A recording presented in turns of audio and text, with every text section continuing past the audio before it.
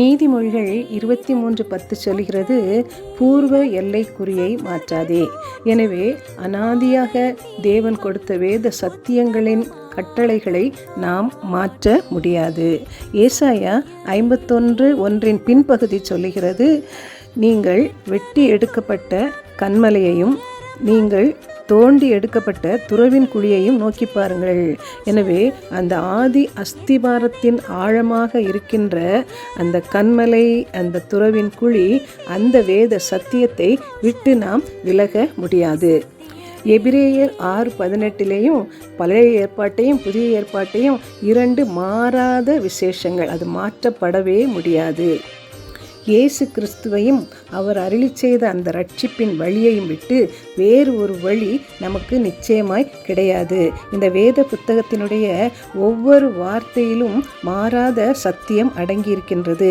பழைய ஏற்பாட்டிற்கும் புதிய ஏற்பாட்டிற்கும் நடுவிலே வருகிற அந்த வெற்று பேஜ், அந்த வெற்று பக்கம் கூட நடுவிலே உள்ள அந்த 400 வருடங்களின் அமைதியை அது நமக்கு பொருளாக எடுத்து கொடுத்து கொண்டிருக்கின்றது. எனவே வேதத்தினுடைய ஒவ்வொரு வார்த்தையிலும் பொருள் இருக்கின்றது. அதை ஒருவரும் மாற்ற முடியாது. சிலர் புதிய ஒரு வேதாகமத்தை அமைக்க வேண்டும் என்றெல்லாம் பேசி கொண்டிருக்கின்றார்கள். நித்தியம் வரைக்கும் நம்மை கொண்டு செல்லுகிற வாசல் இந்த பழைய வாசல். ஏசாயா 62:10 பார்க்கின்றோம், வாசல்கள் வழியாய் பிரவேசியுங்கள், பிரவேசியுங்கள், ஜனத்துக்கு வழியை செவ்வைப்படுத்துங்கள், பாதையை உயர்த்துங்கள், உயர்த்துங்கள், அதில் உள்ள கற்களை பொறுக்கி போடுங்கள், ஜனங்களுக்காக கொடியை ஏற்றுங்கள்.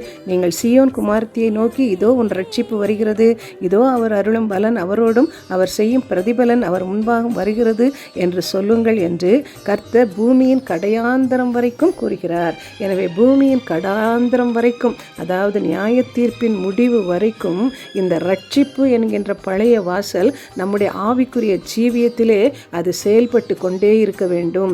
ஒவ்வொரு நாளும் அஸ்திபாரமாகிய கிறிஸ்துவையே நாம் ஆழத்திலே வைத்து தியானிக்க வேண்டும்.